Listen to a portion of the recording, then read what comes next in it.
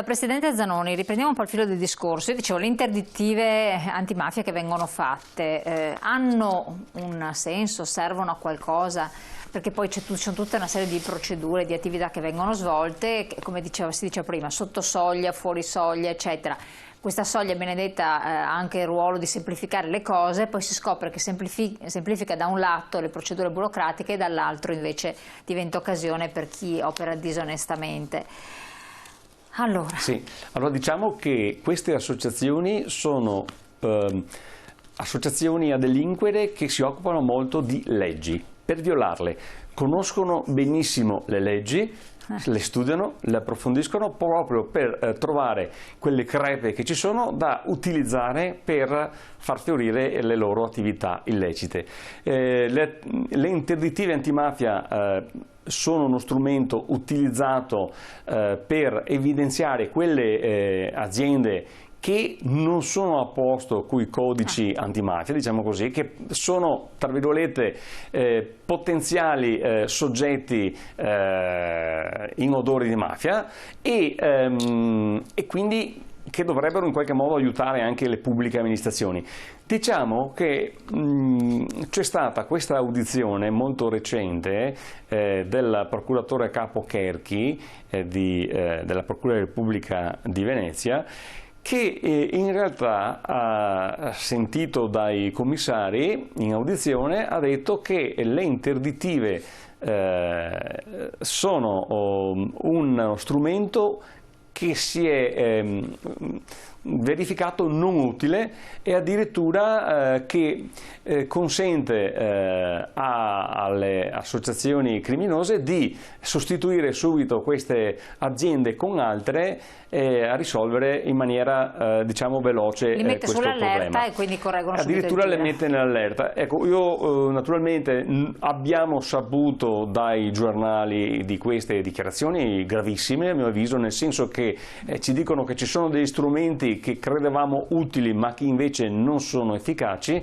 e proprio per questo ho chiesto al procuratore Cherchi di poter venire in audizione in Commissione Legalità a Palazzo Ferrofini, in Consiglio regionale, proprio per relazionare e farci capire come stanno le cose, perché il nostro obiettivo naturalmente di legislatori regionali è quello di capire che cosa è utile fare per contrastare in maniera più efficace queste attività criminose. Ecco, bravissimo, lei ha fatto bene a fare questa specifica, perché poi un cittadino dice sì, ma che cosa c'entra il Consiglio regionale, perché fanno queste audizioni, queste cose? Perché voi sostanzialmente potreste prendere dei provvedimenti supportati da quel che succede nei fatti, dalle problematiche che vengono riscontrate dalla magistratura o quant'altro, da chi opera, che possono essere di supporto senza complicare la vita agli imprenditori e ai cittadini, ma che poi possono essere di supporto per sgominare queste organizzazioni mafiose, giusto? Questo è l'obiettivo. L'obiettivo della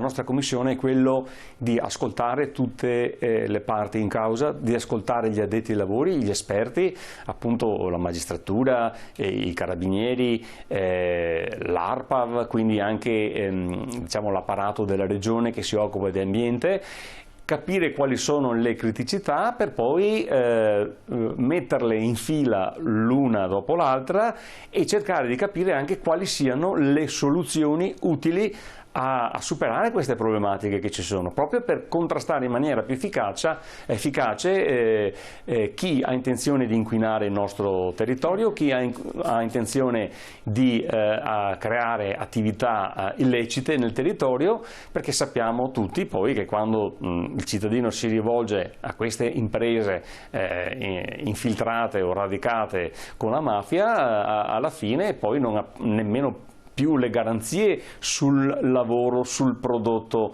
eseguito, perché naturalmente fatti gli affari queste sono aziende, si è visto, che spariscono, chiudono, dichiarano fallimento, e quindi è importantissima questa attività conoscitiva, perché solo dalla conoscenza possiamo poi arrivare alle proposte. Assolutamente, ma non ci sono già dei protocolli a questo riguardo? Cioè, anche qui, i protocolli preventivi, allora, ce ne sono tanti? Cioè... Ci sono molti protocolli che sono stati sottoscritti dalla Regione, dalle prefetture, con gli imprenditori, le associazioni di categoria e quant'altro.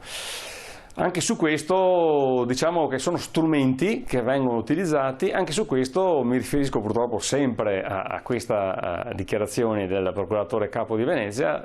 Viene detto, lui è del parere che anche questi non hanno portato i risultati sperati. Ma perché? Questo glielo chiederemo il 15 giugno quando verrà da noi, perché è nostro compito e dovere, soprattutto di commissari della Commissione Legalità, capire perché le cose non stanno funzionando e capire perché questi strumenti che pensavamo potessero funzionare in realtà non sono all'altezza della situazione. Va detta anche un'altra cosa però.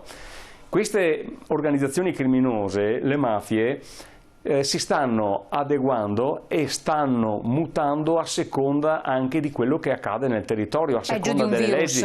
Loro sono, sì, è come un virus. Diciamo che purtroppo, proprio perché operano nella illegalità, sono più veloci di Stato e Regione, quindi riescono ad adattarsi molto più velocemente e quindi in ogni processo democratico, in una regione e in uno Stato, ci sono diversi passaggi per arrivare a delle norme. Audizioni, c'è la Camera, c'è il Senato, ci sono diverse votazioni e quindi ci sono anche tempi lunghi. Diciamo che questi passaggi non le fanno e arrivano a capire prima cosa fare per violare la legge. Ecco perché non è neanche da accusare nessuno, nel senso che bisogna essere veloci, ma bisogna capire. Ecco perché noi, ma anche la Commissione bicamerale sulle mafie sta facendo un buon lavoro per capire come essere al passo con i tempi, perché abbiamo di fronte delle organizzazioni molto capaci che si avvalgono, hanno delle strutture importantissime, dove addirittura ci raccontava il colonnello comandante dei NOE del nord Italia che addirittura da indagini fatte l''ndrangheta aveva il ministro dei rifiuti, quindi abbiamo delle figure professionali interne a queste organizzazioni criminali che si specializzano per capire a fondo quali sono le parti molli delle leggi che vengono fatte proprio per poterle violare. Ecco, proprio il discorso rifiuti e anche degli incendi dei rifiuti è un altro capitolo molto importante, perché noi pensavamo di liberarci dei rifiuti, finivano da altre parti, non è cosa che mi interessa, e invece ce li siamo ritrovati sul nostro territorio. Poi incendi di aziende coinvolte comunque nello smaltimento di rifiuti o di rifiuti stessi con danni ambientali. Ecco, abbiamo affrontato la questione proprio martedì scorso col colonnello Storano, che è il comandante dei NOI, nuclei operativi ecologici dei carabinieri per il nord Italia. Quello che è successo in questi ultimi 3-4 anni non si era verificato prima. Perché? Perché succede questo: l'Italia esportava una ingente quantità di rifiuti in Cina. La Cina che sta progredendo anche per quanto riguarda la tutela ambientale, a un certo punto nel 2018, perlomeno con i rifiuti diciamo di lavorazione, plastiche, rifiuti speciali e quant'altro, ha chiuso le importazioni. Cosa è successo? Da quel momento in poi smaltire questi rifiuti il costo di smaltimento di questi rifiuti è aumentato, non era più conveniente per molte aziende che si occupavano di smaltimento occuparsene, e quindi là si sono aperte moltissime aziende diciamo nate appunto a tavolino, create dall''ndrangheta, dalla mafia, che si sono occupate di smaltire questi rifiuti. Qual era? Naturalmente a prezzi vantaggiosi, ma qual era l'imbroglio? L'imbroglio era che questi rifiuti non andavano più smaltiti in un centro di smaltimento, in discariche, inceneritori e quant'altro, ma venivano stoccati illegalmente, creando in giro per il territorio una miriade di discariche incontrollate. Ma dove? Quali sono le aree meno controllate in Veneto dove poter creare tante discariche? Quelle vuote. In Veneto abbiamo 11.000 capannoni vuoti, questo è un monitoraggio fatto dalla Regione Veneto, e quindi si sono accorti di tanti capannoni che venivano subaffittati e che venivano riempiti di rifiuti. Una volta che erano riempiti, questa azienda spariva. All'inizio era successo che venivano anche incendiati. Diciamo che l'incendio veniva effettuato in quelle aziende che operavano legalmente, ma che in qualche modo non volevano e non potevano permettersi di far capire di che tipo era il rifiuto, un rifiuto che non potevano smaltire evidentemente, e quindi bruciandolo eliminavano. Nei capannoni invece hanno deciso semplicemente di fare una cosa più silenziosa, riempire il capannone e poi abbandonare questo carico, perché l'incendio tra l'altro hanno capito che lasciava segni, certo. Creava e portava all'attenzione degli inquirenti del fenomeno.